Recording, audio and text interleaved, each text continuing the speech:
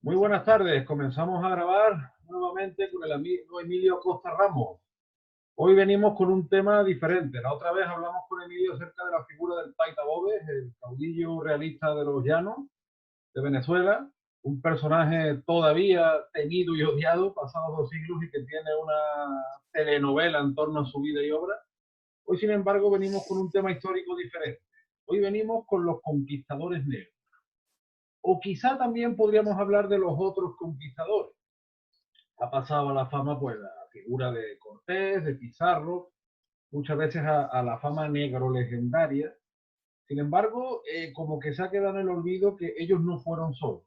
Aparte de que fueron con otros paisanos suyos, también intervino en este proceso histórico propios indígenas, muchísimos, y además otros tantos negros libres. Así que estamos en un apartado de nuestra historia apasionante que yo quería compartir con Emilio y con todos ustedes. ¿Qué te parece el tema, Emilio? No, primero, antes que nada, un saludo, Antonio. Muchas gracias por la invitación. Como siempre, encantado de estas charlas contigo. Y bueno, este tema es espectacular porque se teje siempre una leyenda negra en torno a la conquista de América, ¿no? De que simplemente fueron los españoles los que conquistaron las tierras americanas, las tierras del Nuevo Mundo, pero hubo mucho complemento en lo que fue las tropas españolas de personas de otras razas, inclusive gente de raza negra que no es tan conocida, tal vez la gente de raza indígena americana, pues un poco más conocido, por ejemplo el caso de los tlacaltecas, Uh -huh. de los totonacas en México, y también de otras tribus en Venezuela como los arahuacos que apoyaron a los españoles en la conquista de territorio venezolano. Pero los personajes de color o personajes de raza, digamos, de origen africano, pues se suele desconocer mucho su aporte en cuanto a la conquista. Y vemos conquistadores muy importantes como las figuras de Juan Valiente y de Juan Garrido. Juan Garrido, que fue un personaje que estuvo a las órdenes de Hernán Cortés en la conquista de México, también estuvo en la conquista de Cuba, de la Florida. Es un personaje que da para mucho hablar. Y bueno, tú lo conoces muy bien y es así, Antonio. Claro, yo quería también hablar un poco antes de la génesis, porque antes de que Colón llegue a América ya había población negra en España, concretamente, quizá más en Sevilla y Cádiz, en todo ese corredor de la Andalucía Atlántica. Y es que esto viene de muy lejos, porque cuando la reconquista cristiana de la península, la guerra entre moros y cristianos, los cristianos ya se encontraron con que había población negra. Muchos de ellos eran descendientes de esclavos que habían traído los musulmanes, que este hecho se omite interesadamente. ¿Por qué? Porque parece ser que los que inventaron la esclavitud fueron los europeos occidentales cristianos. No, señor, los musulmanes ibéricos y los musulmanes norteafricanos se dedicaban o tenían una de sus actividades, por llamarlo de alguna manera, la esclavitud. Y además daba igual la raza, es decir, porque por ejemplo nosotros conocemos mucho el triste episodio de la trata negrera, que es condenable desde todo punto de vista, no tiene justificación alguna. Sin embargo, la gente nunca tiene en mente la brutalidad que supuso la esclavitud de europeos cristianos a manos de los bereberes, de los árabes o de los turcos. Porque el territorio de Miguel de Asia Menor, Cervantes fue uno. claro, y el territorio de Asia Menor a día de hoy es una especie de Haití europeo, porque son muchos descendientes de esclavos griegos, esclavos de los Balcanes, esclavos armenios, etcétera, etcétera. Lo digo porque a día de hoy tú sabes que existen unas personas que se hacen denominar Black Lives Matter, que se hacen fotos con un tal Nicolás Maduro, ¿no? Que nos echan la culpa a los europeos como, bueno, no, incluso a día de hoy en España hay quien dice que España es la responsable y la inventora de la esclavitud. O sea, yo he llegado a escuchar este tipo de barbaridad. Esta población Sí, por negra eso es que que... están derrumbando las estatuas en Estados Unidos. Exactamente. De las estatuas de los españoles, por decirlo de alguna manera. Sí, o incluso de Oñate, que además Oñate era un Doñate, que conquistador, es criollo, claro. es criollo, casado con una mujer mestiza, en fin, que gente que no había estado en la península en su vida. O por ejemplo con Colón, o que, qué sé yo, o sea, cosas sin sentido que vienen de mentiras, mentiras contra la historia, que no es solo la historia nuestra, de la España peninsular o de la España. No, es una historia universal extendida por varios continentes. Entonces, claro, cuando Colón llega a América, ya en España hay una minoría negra, concentrada especialmente, como decimos, en Sevilla y Cádiz. De hecho, en Sevilla está la conocida Hermandad de los Negritos, que hace siglos era... Los Negritos es un nombre que ya se le da en el siglo XVIII.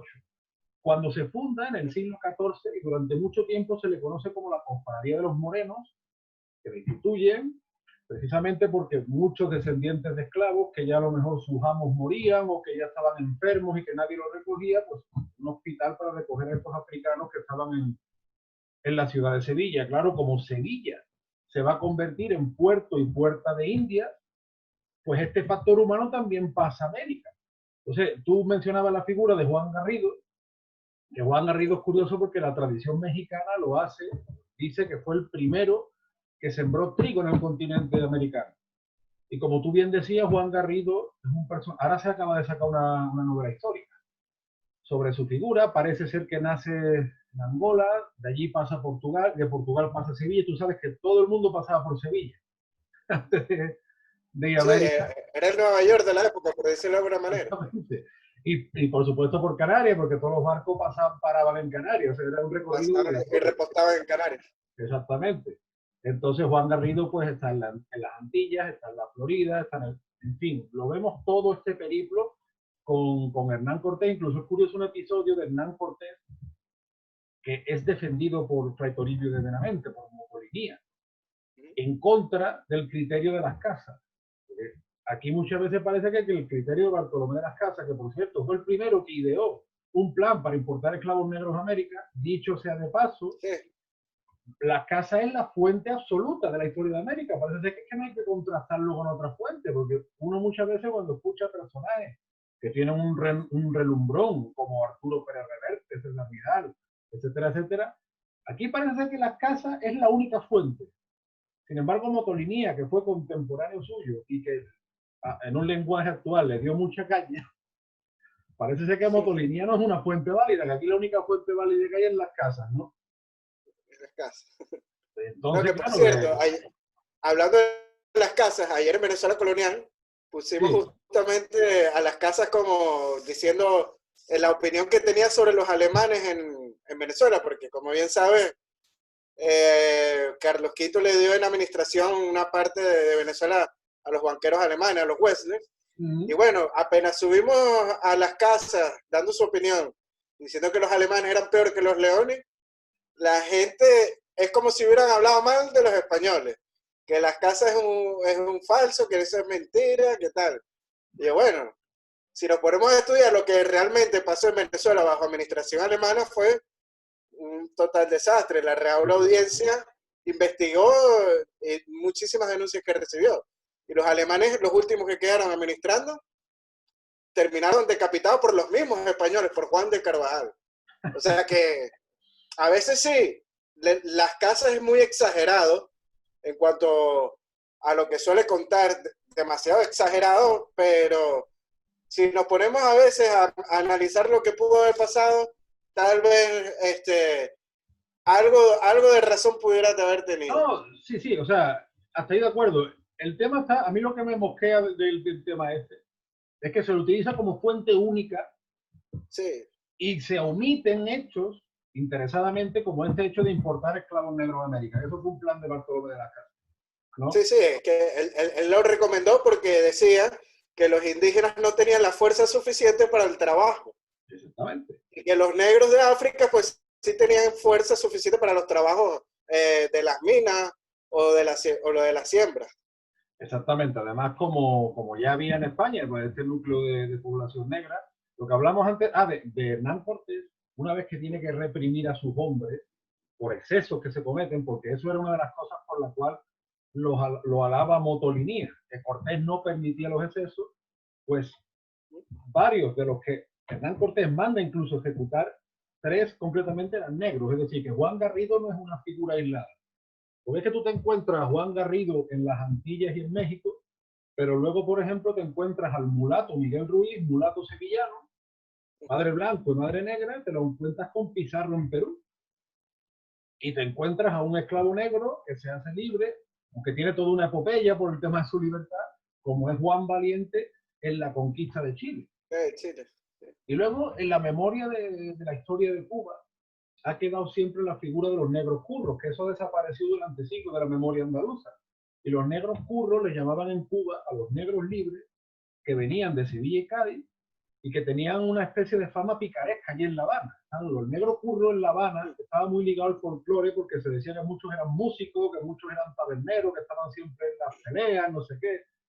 Ha quedado eso en el imaginario colectivo cubano y sin embargo del imaginario Andalucía como que ha desaparecido y ahora se está rescatando hace unos años porque además cada vez se está reivindicando más la hermandad del flamenco con muchas músicas hispanoamericanas, concretamente a partir de Cuba, ¿no? Y No, otra cosa, tú hablabas antes, por ejemplo, del caso de Venezuela, del caso desastroso de los alemanes. En Venezuela estuvo Humboldt, ¿no? Que es una figura fundamental. Y a mí me llama la atención que Humboldt se sorprende porque dice que en los territorios que él recorre de la América Española ve una cantidad de negros libres, que eso es impensable en la América del Norte, ¿no? ¿No es así, Miguel? no, es totalmente correcto la observación que dice. Es más, él dice que el número de esclavos en porcentaje es muy ínfimo en comparación con lo que son las Antillas inglesas o las Antillas francesas, inclusive los territorios de las colonias norteamericanas, la población en general, el 80% de los estados del sur era esclava.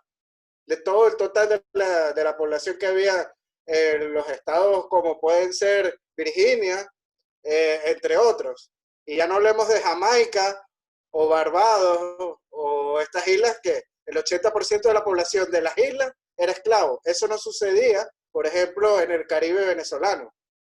Nada más un 20% de la población era esclava en Venezuela. Y, por ejemplo, en el oriente del país, lo que es los actuales estados Sucre y Anzoátegui, pues a veces puede llegar inclusive a menor.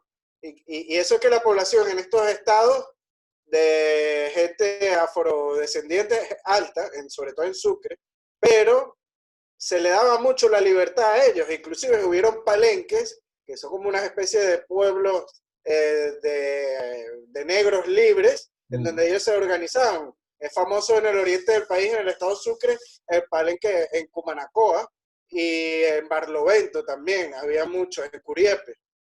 Había un palenque muy importante de negros libertos que vivían su vida en total libertad y estaban organizados y sembraban y comerciaban también, inclusive con españoles y con indígenas, o sea, vivían en la completa libertad. Entonces, hay que tomar en cuenta eso también. Hay un dato que quiero resaltar, ahorita que estabas hablando de Juan Garrido, que estuvo en la Florida. En Norteamérica también hay otro negro muy importante en la historia, que es Estebanico. El negro Estebanico, sí, señor. El negro Estebanico, que él es uno de los compañeros de la aventura que tuvo Cabeza de Vaca por Norteamérica. Ellos se embarcaron en la expedición de Narváez a la Florida y ellos pues naufragaron en las costas de la Florida, en Tampa, lo que hoy en día es Tampa, y sufrieron el ataque de los indígenas y hubo un grupo que escapó. Y entonces, en ese grupo estaba Estebanico y Cabeza de Vaca, y desde Florida recorrieron todo el sur de los Estados Unidos hasta llegar a Texas. Y fueron esclavizados por tribus indígenas. Es interesante ese dato. Los indígenas también esclavizaban a otra gente. Los indígenas también esclavizaban. Sí, o sea, y en Norteamérica, no solo los aztecas y los incas. Claro, claro. En Norteamérica que eran tribus como seminómadas, por decirlo de alguna manera, porque también en Nuevo México habían tribus que no eran nómadas, que son los llamados indios pueblos, pues ellos tuvieron que hacerse pasar hasta por magos y curanderos que tenían poderes especiales para que pudieran liberarlos. O sea, que la hazaña de Cabeza de Vaca y Estebanico, y el negro Estebanico, es increíble. Y tuvieron que rescatar los españoles una expedición que venía explorando desde Nueva España al norte de lo que sería México hoy. Llegaron a la zona de Texas y los vieron y los rescataron. Si no, imagínense, nunca hubiéramos sabido esta increíble historia de estos personajes. Es que es oportuno lo que tú dices porque, por desgracia, la esclavitud era algo que estaba extendido por todo el mundo. A América, por ejemplo, también se llevaron algunos esclavos blancos, algunos esclavos guanches de las Islas Canarias y esclavos moriscos de la península, y al mismo tiempo que también fueron negros libres. Lo que tú dices de los palenques es importante, eso también pasa en el Brasil portugués, ahí se llaman los Sí, quilombos. los quilombos. Y hay un dato, mira, ahora, por ejemplo, como ya no se puede negar ciertas evidencias, hay quien reconoce toda la legislación española en favor de los indios. Sin embargo, dice que los negros no tuvieron eso, y eso es falso. La otra vez citábamos una novela muy famosa en Colombia que se llama La Esclava Blanca. Ojo, que no estoy en contra de esta telenovela, ¿verdad? Que no es, sino que allí se dice eso, y eso es falso porque desde los Austrias hay un montón de preeminencias que mencionan eso, los soldados morenos, los negros libres, que están extendidos por todo el continente, y pongo dos ejemplos. Los famosos mulatos de Esmeralda, que hay un cuadro de escuela quiteña precioso, que están ataviados como príncipes, están ataviados como guerreros, además muy Con bien. joyas, oro, esmeraldas también. Exactamente, que además colaboran activamente como soldados en contra de los desembarcos piratas. Y luego el Fuerte Mosé en la Florida, que es el santuario de los esclavos negros que huyen de las colonias británicas, y ya el rey Carlos II, el último Austria, dice que mientras acepten la fe católica, les sea prohibido esclavizarlos. Y luego se demostraron como soldados leales, no, lo siguiente, contra las incursiones británicas. Aquí estamos, como te decía al principio, Emilio, estamos hablando mucho del papel africano, tanto en la conquista como el poblamiento y el asentamiento de los virreinatos, pero por ejemplo en Venezuela, conoces muy bien la historia de Venezuela, también se da el caso de los conquistadores mestizos, ¿no? Con la figura, por ejemplo, de Sí, Francisco claro. Fajardo. Sí, Francisco Fajardo, que es un conquistador, como bien dice, mestizo, es hijo de la cacica Isabel, que era una cacica guayquerí de la isla de Margarita, pues se casa con uno de los conquistadores que estaban en las huestes de Diego de Lozada, y pues tienen un hijo que es, como bien dice Ojeda, ¿no? Sí. Perdón, Ojeda no, No, Fajardo, ¿qué? Fajardo, Sí, sí. Francisco Fajardo. Es que no, Por cierto, ¿sabes lo que pasa? Que hace poco Emilio ha estado tratando el tema de Alonso de Ojeda, y por eso los dos hemos quedado. sí, sí, es que sí. No, y por cierto, Ojeda se casó con otra indígena que se llama Isabel, o el nombre indígena es la Guaricha, que es de la península de Paraguaná, y los tres primeros mestizos venezolanos fueron hijos de Alonso de Ojeda, que están registrados. Y la primera venezolana que estuvo en una corte europea fue esta indígena, que fue esposa de Alonso de Ojeda. Imagínate lo importante que es este matrimonio entre Ojeda y este indígena que era guayú, de las tribus guayú del occidente de Venezuela. Pues yo Pero me imagino, regresando a lo que Emilio, estábamos que hablando de... esas cosas no salen en Telesur, me imagino yo, ¿no? No, no, para nada. Es más, en Telesur lo que sale es que Fajardo, Francisco Fajardo, pues que es el nombre de una avenida en Caracas muy importante que atraviesa la ciudad, pues dicen que es un español el nombre de esa avenida, de esa autopista. Y en verdad es un mestizo, es un hijo de una guayquerí de Margarita. Finalmente era español, pero claro, no era español peninsular, era español americano, hijo de peninsular Español y de americano, correcto. amerindio. Exacto. Es un mestizo, como bien dices, que fue el fundador, el primer fundador de Caracas, antes de Diego de Lozada, que fundó la villa de San Francisco, que después fue atacada por los indios caribes, y después tuvo que venir Diego de Lozada años después, en 1567, a refundar Caracas. O sea que vemos la participación de conquistadores mestizos en Venezuela. Mitad indios, mitad españoles, peninsulares. Y haciendo, claro, haciendo la América Española, porque esa historia es tanto nuestra como del otro lado del charco, es una historia compartida. Tú antes, Emilio, mencionabas también, por ejemplo, ¿no?, el caso de los incas, los aztecas. Digo yo, desde una lógica histórica elemental, ¿cómo se come, valga ese lenguaje redundante, que Cortés conquistara el Imperio Azteca con 500 españoles, de los cuales sabemos que había varios negros, y cómo es posible que Pizarro, pues, no la cifra es controversial, pero nunca llega a los 200 soldados, conquiste el Imperio Inca. Ahí está fallando algo, ¿no? No, es muy obvio.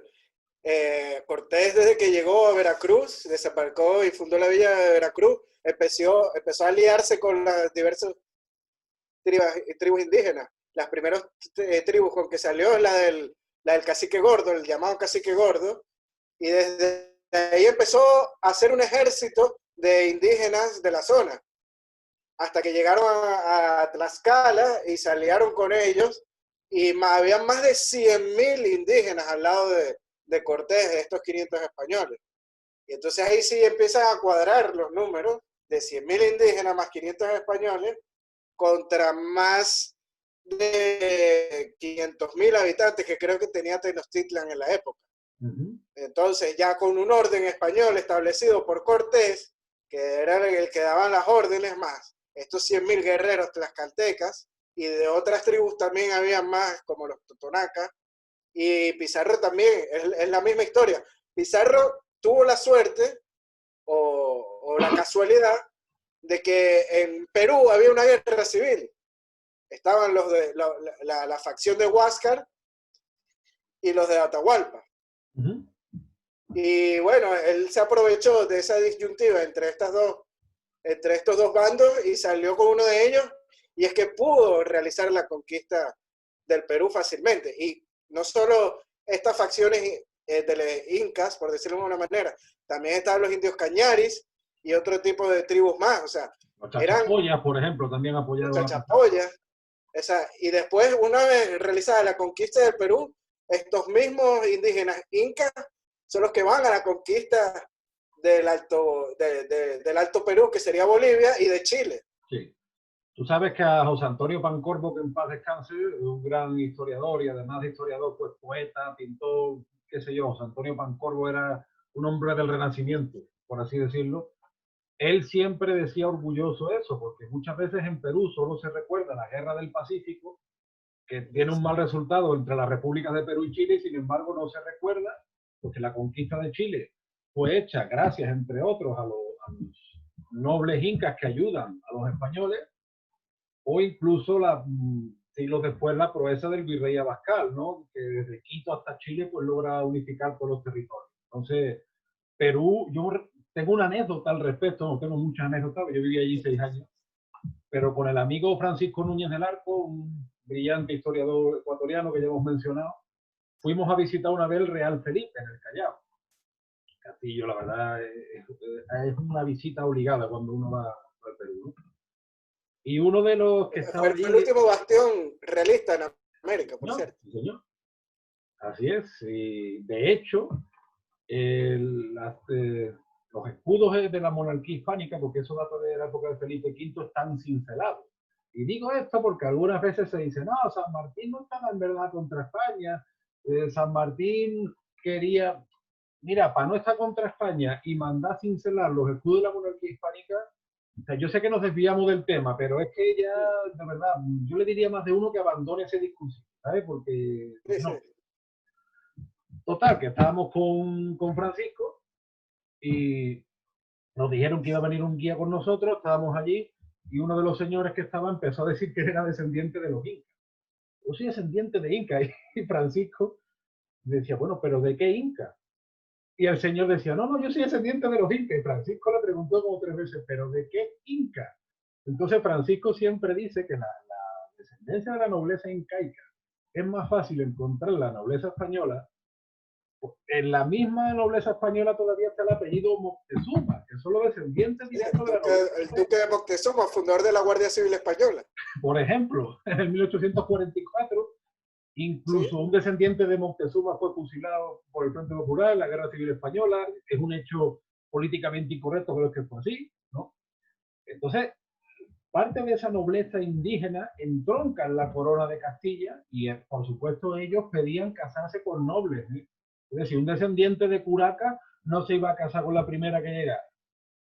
Ujú. Ellos pedían nobles porque ellos se consideraban nobles, hijos del sol, tenían toda una, cómo se puede decir? Pues una aura mística. Y bueno, pues es la historia de muchas familias ilustres que hacen la América española. Y Francisco siempre dice, bueno, si tú quieres buscar los descendientes de los incas, busca en la heráldica de la nobleza española que lo vas a encontrar. Es una anécdota graciosa porque, ya te digo, Emilio, fue como 3 veces que Francisco le preguntó, ¿pero de qué inca? Sí, me imagino que el tío no caía, ¿no? En lo que le quería decir. Porque Pero, inca, pues pero qué bueno que dices eso, porque hay un caso muy importante de la nobleza inca, que es Alonso Titu Tauchi. Él fue un noble del Cusco que apoyó a los españoles, inclusive a defender la propia monarquía española en contra de conquistadores peninsulares que se alzaron en armas contra la monarquía española en el Perú. O sea, los mismos indígenas defendieron el orden español contra los españoles peninsulares. O sea, para que vean los leales que fueron estos indios. Y bueno, Alonso, como bien dice, él se casó después con una criolla, una blanca criolla, o sea, que ellos mismos como que tenían que mantener ese aura, como bien dice, o esa alcurnia de alguna manera. Y se empezaba a casar entre las clases blancas de dinero, tenían bastante dinero. claro, incluso después, mucho después de la revuelta de los encomenderos, de los conquistadores, los hermanos de los propios conquistadores, incluso Sí, también hay quien Pizarro. dice que un hijo de Hernán Cortés, Martín Cortés, un hijo mestizo de Cortés, también estaba implicado en cierta rebeldía contra la corona, ¿no? Y mucho después de eso, la revuelta de Tupac Amaru que sofoca la monarquía hispánica, no se entiende sin esa colaboración en especial de los indios de Puno, porque además ellos veían a Tupac Amaru como un segundón, es decir, ¿tú quién eres para proclamarte inca si tú eres un segundón? Y ese fue uno de Además, los motivos. quien apresa a Tupac Amaru es un cacique del Cusco. O sea, que España, No lo apresan los españoles, lo sí, sí. apresa un mismo indígena que lo lleva a las autoridades españolas para ser enjuiciado. Y eso es lo que nos aplica la lógica, lo que hay que entender. Es decir, si nosotros creemos que 500 españoles en México y menos de 200 en Perú, sin bombas atómicas y sin Viagra, son capaces de exterminar y de violar, con perdón de la expresión, no, pero claro, es que no tiene lógica. Es más, España o la península ibérica en general, si tú lo sumas con Portugal, ¿cuántos habitantes podía tener? ¿11, 12 millones? Además, estaba complicada en un montón de conflictos en Europa por los conflictos que había heredado de Aragón en el Mediterráneo, sobre todo en Italia. Bueno, y todavía que Y defender de las el norte de incursiones África también del contra norte de África, los de los bereberes. turcos. Sí. Luego, con la Casa de Austria, nos metemos en unas interminables guerras en Flandes. Es decir, España no tenía un ejército de millones de personas en América. Era una sociedad nueva y como tal se autodefendía. O sea, hay un libro que se llama El secreto del Imperio Español. Después toda esta bibliografía la voy a poner en el enlace. Y ahí lo que dice que el secreto del Imperio Español precisamente es que durante 3 siglos fue una especie de gran autarquía. Por ejemplo, las minas de México y Perú abastecían a los territorios más pobres. Los territorios más pobres, podían ser algunas zonas del Caribe o más al sur, pues su capacidad agrícola así mismo se iba para otros lados. Fue un gran circuito económico y humano también, porque sin esta colaboración indígena, Los situados, el nombre de eso es los los situados. situados, exactamente, sin la colaboración indígena, sin el aporte africano y sin el mestizaje que desde la primera generación de conquistadores tenemos, pues no se hubiera sentado nunca esa monarquía universal, esa monarquía hispanoamericana, si lo queremos llamar así. Pero es que hay que explicar la lógica. O sea, estamos hablando que los 500 que fueron a México, que eran Superman bajado de Krypton, es que no tiene sentido. Claro, te digo porque los indigenistas, y con los indigenistas no me refiero solo a la América hispana, porque aquí también tenemos hispanófobos, y es un Sí, sí, discurso que sale en Barcelona hace poco hicieron pintadas unos indigenistas en la estatua de Colón. sí, bueno, Y en Mallorca también con con Serra.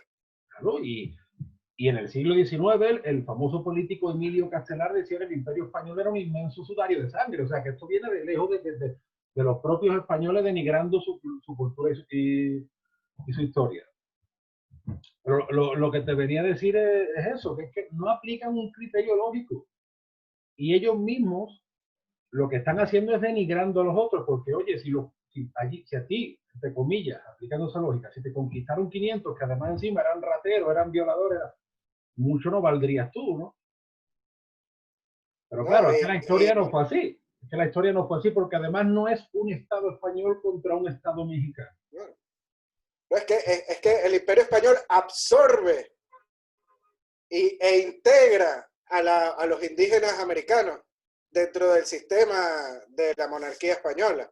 Es más, es bueno que señalas lo de una especie de autitarquía que vivía América, que los que conquistaron las Filipinas fueron también tlaxcaltecas, imagínate. Sí. Sí, o sea que Legazpi llevó un ejército de tlaxcaltecas para conquistar a las Filipinas. Imagínate, o sea, lo que se integró, cómo se integró estas tribus indígenas a lo que es el sistema de la monarquía española. O sea, es increíble. Eso no lo vemos en ningún otro imperio de la época, ni los franceses integraban a los indígenas en su sistema, ni mucho menos los ingleses, que más bien les daban mantas contaminadas de viruela para que se murieran. Y luego acusan a los españoles de lo que ellos hacían. Acusan a los españoles de lo que ellos mismos hacían. Es que de lo que ellos mismos hacían. Que de hecho los ingleses no solo traficaban con esclavos negros, también traficaban con esclavos blancos e irlandeses. Exactamente. Que en muchas islas del Caribe los ponían a mezclarse obligatoriamente como para sacar como una raza, digamos, mejorada, por decirlo de alguna manera. Como si fueran bestias de carga, Emilio. Pero es que eso es otra de las cosas. Como si fueran animales salvajes, que vamos aquí a mezclarlos y a experimentar con ellos, por decirlo de alguna manera. Lo que hablamos al principio, Emilio, y es muy oportuno que saque este tema, es de eso, que la esclavitud es un sistema que existe desde que el hombre es hombre, que la practicaron los faraones, que la practica Roma, que la practica Grecia. Y, por ejemplo, cuando uno dice esclavitud, gracias a Black Lives Matter y a todo esto, automáticamente es un blanco maltratando a un negro. Pero uno nunca tiene en mente un inglés maltratando a un irlandés. Cuando fue un genocidio brutal, fíjate tú, Irlanda, lo postrada que ha estado, que cuando a Irlanda se le ha dado un poco de libertad económica y de estabilidad, se convirtió en uno de los países más prósperos de Europa, cuando han dejado de matarlos y de esclavizarlos. Lo que pasa es que los ingleses tuvieron una clase de imperio que era depredador. Y lo que hacía era más bien chupar todo el dinero y todas las materias primas de sus colonias. A las únicas colonias a las cuales no se le aplicó este sistema de depredador fueron a Canadá, Australia y Nueva Zelanda. ¿Por qué? Porque los mismos colonos que poblaban estas tierras eran ellos mismos. Pero al resto de colonias como la India, África, inclusive al principio de los Estados Unidos, pues se independizaron por eso, porque los tenían fundidos a impuestos y por eso es que es el motín del té. Pero ojo con el caso del Canadá, porque allí los ingleses, se puede decir que hicieron otra matanza o por lo menos otro genocidio cultural al expulsar a los acadianos. También, claro. Porque los colonos francoamericanos, que luego parte de ellos tiene que refugiar en la Luisiana y durante 40 años entroncan con la monarquía española, lo que hicieron los ingleses allí fue una barbaridad, porque allí ya había una población asentada que ya con los años había aprendido más o menos a convivir con la población indígena. Llegaron los ingleses y aquello fue un genocidio cultural de padre muy señor mío. O sea, que lo que hicieron en Canadá, eso está muy callado ahí, pero cuando a lo mejor uno pregunta en Luisiana, tú sabes, ahora que está tan de moda los Cajun, no se dice en inglés los Cajun, que en verdad eso procede de acadianos. A lo mejor ellos sí tienen otro recuerdo de lo que hicieron los ingleses en Canadá. Sí, no, en Quebec. Mi padre estuvo viviendo en Quebec y me cuenta que ellos se sienten totalmente diferenciados del resto de los canadienses anglosajones. Y Quebec fue una parte que dejaron. Cultura, identidad, y tienen muy en cuenta el genocidio que trataron de hacer de los británicos. ¿Qué claro. pasó? Que después, bueno, los británicos tuvieron que dejarlos tranquilos y aceptarlos dentro de su territorio. Pero antes de eso expulsaron a mucha gente y mataron a mucha gente. Sí, De hecho, claro. bueno, la Luisiana se Como bien dice, convirtió, para la Luisiana fueron más de 800 familias, si no me equivoco, del sí, sí, Quebec. sí, una auténtica barbaridad. Y cuando uno habla de esclavitud, cuando uno habla de genocidio, además es como te lo ha pintado muchas veces las películas de Hollywood. Te pintan a los españoles como seres atrasados. Otra de las cosas, como los dientes picados, cuando los españoles se les picaba menos los dientes gracias a la vitamina C de la naranja, el escorbuto lo sufrían mucho más los holandeses y los británicos que los españoles, que eso es otra que nos ha metido Hollywood. Y eso, ¿no? Que somos personajes pues intolerantes, oscuros, atrasados. Y es, en el fondo, tú ves que son cosas que han hecho otros que nos pretenden endilgar a nuestros antepasados comunes. Porque yo siempre digo lo mismo. Yo cuando en Perú alguna vez me decía, ustedes se llevaron el oro. Se lo llevaría tu abuelo, el mío se quedó allí. O sea,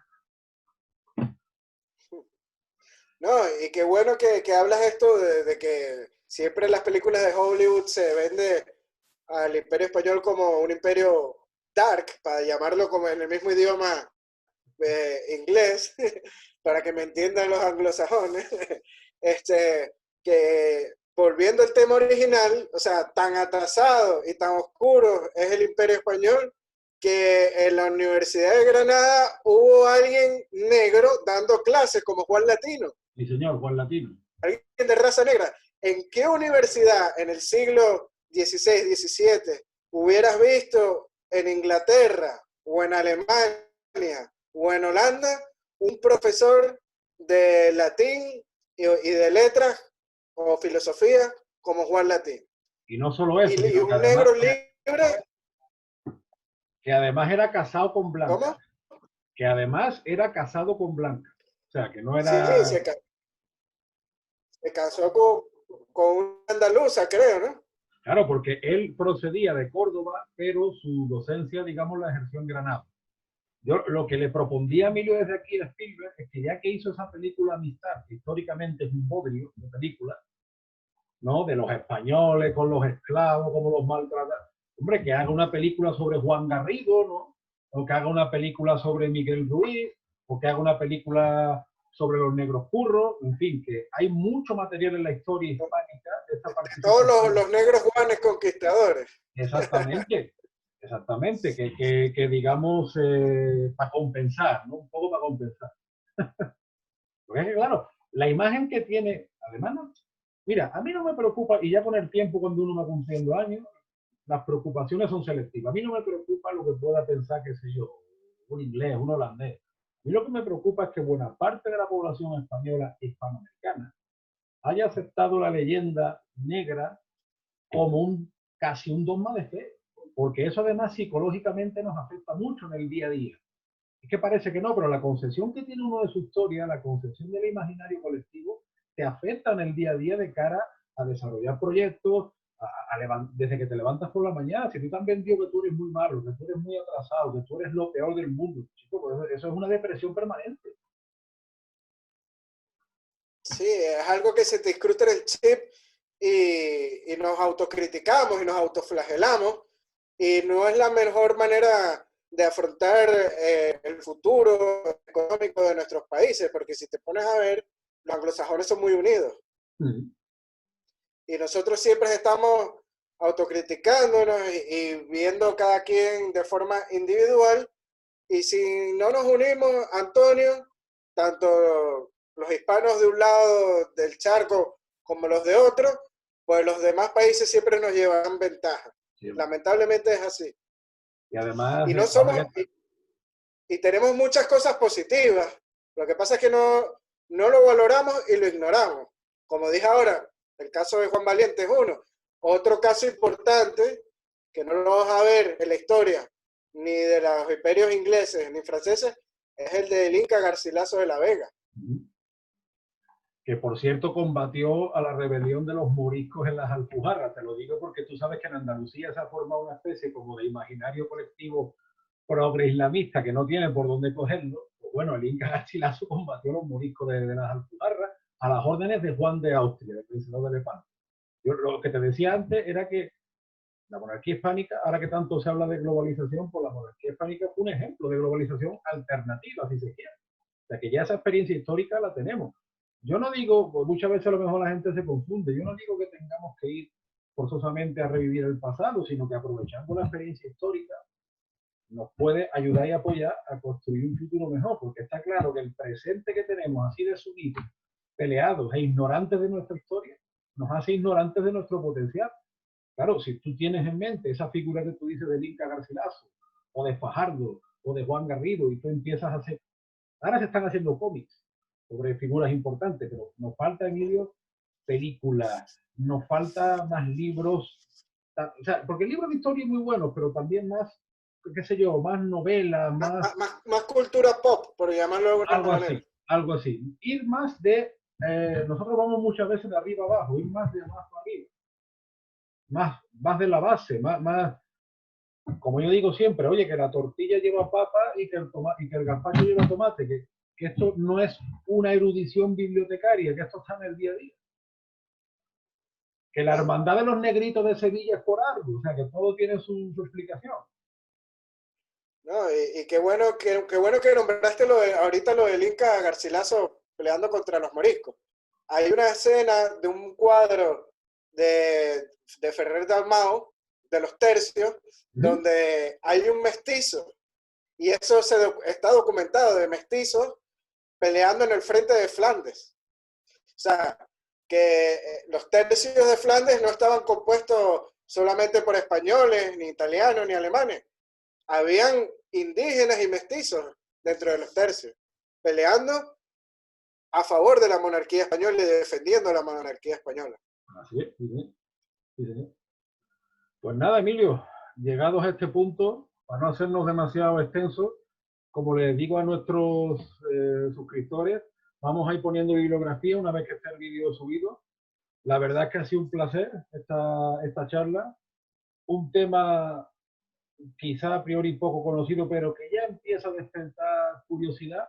Oye, si nosotros somos una herramienta para que esto empiece a despertar más curiosidad y se junte más gente y salga más información y se haga, como tú dices, más cultura pop, nos podemos dar con un canto en los dientes, ¿no?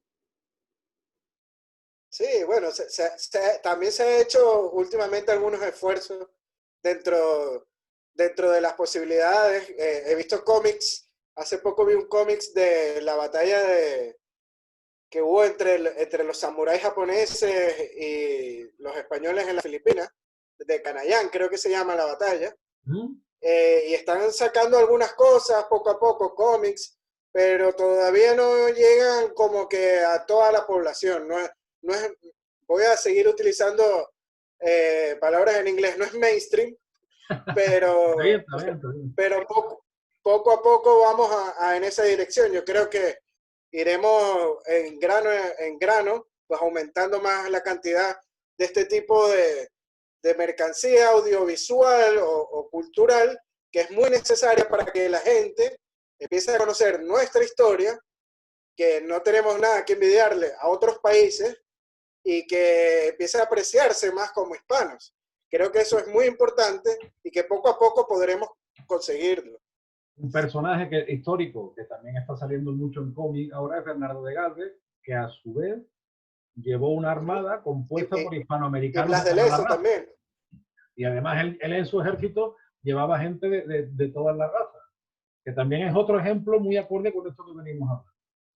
Sí, tenía indígenas de la Luisiana dentro de su ejército. De hecho, qué bueno que nombras eso, ahora de Galvez, que dentro de su ejército había indígenas y uno de los caciques indígenas que lo acompañaba tenía una moneda de 8 reales con la cara del rey Carlos III, como una forma de demostrar su lealtad al rey de España. Mira, sí señor, como un medallón ahí en el pecho. Un medallón que era una moneda de 8 reales con el rostro del rey. Lo llevaba con mucho orgullo. Es una de las crónicas que he leído sobre la marcha de Galvez, que salió desde la Luisiana y llegó a la Florida. Es que claro, Galvez al fin y al cabo es heredero de toda esa política que además cristaliza con los dragones de Cuera, que fíjate tú, teniendo nosotros el desierto de Tabernas como escenario, como plató natural de películas western, de películas del oeste, ¿cuántas películas no se podría hacer de los dragones de fuera? Esos soldados de élite que eran una especie de mezcla de Guardia Civil, Rangers de Texas y Policía Montada del Canadá, todo en uno, que aseguraron y expandieron las fronteras españolas en Norteamérica, y volvemos a lo mismo, por españoles peninsulares, españoles criollos y también por aliados indígenas y mulatos y mestizos. ¿Cuántas películas en el Fort Bravo de Almería no se podrían hacer sobre los dragones? En fin, esto ya es mucho pedir, pero por soñar que no queda. O en el desierto de los médanos de Cor también. También, o cerca de las marismas de Doñana, que tú sabes que es un paisaje que de repente evoca a los llanos, ¿no? Puede ser. Sí, sí. Bueno, hombre, Emilio, pues muchísimas gracias. La verdad es que es un lujo, es un placer poder charlar contigo de estos temas, y todos los granitos de arena que tú y yo podamos poner, como muchos otros más en nuestra hispanosfera, pues para adelante. Y que sea lo que Dios quiera. Bueno, gracias a ti, Antonio, como siempre, encantado de tener estas charlas contigo. Y bueno, espero que a nuestro público siempre les haya gustado. Y bueno, estamos siempre a la orden en Venezuela Colonial.